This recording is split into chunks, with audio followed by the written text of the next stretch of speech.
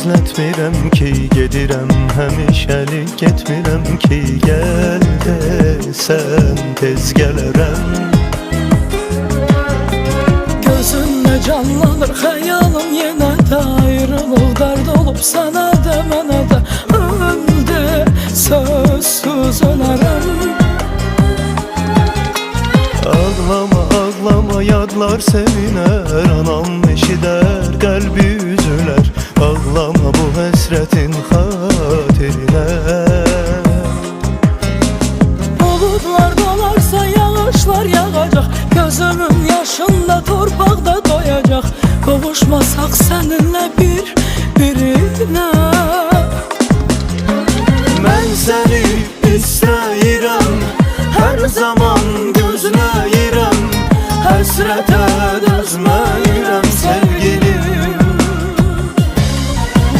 Mən səni istəyirəm, hər zaman gözləyirəm, həsrətə dözməyirəm sevgilim.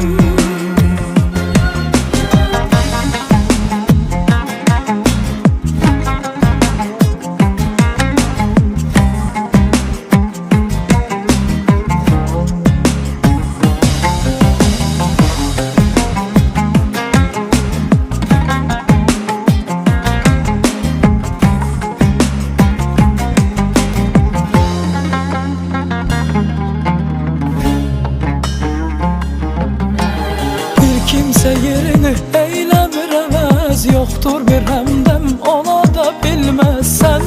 Sən tək mənim üçün.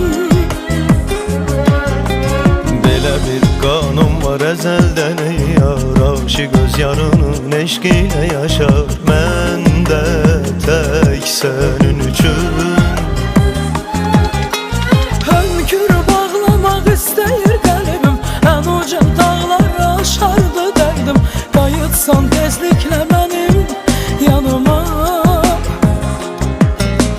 Həsrətin acısın mən də bilirəm, ağlama, ağlama, mən tez gəlirəm.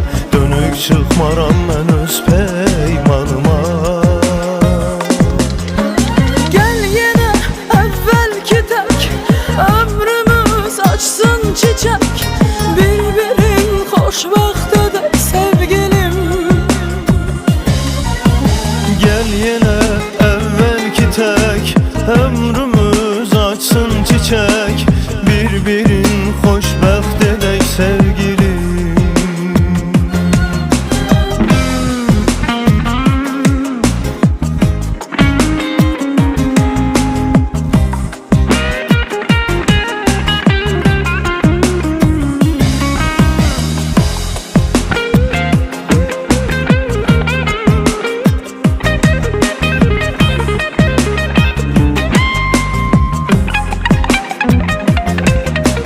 Eşq bizim, sevda bizim, dağ bizim, derya bizim, büsbütün dünya bizim sevgilim.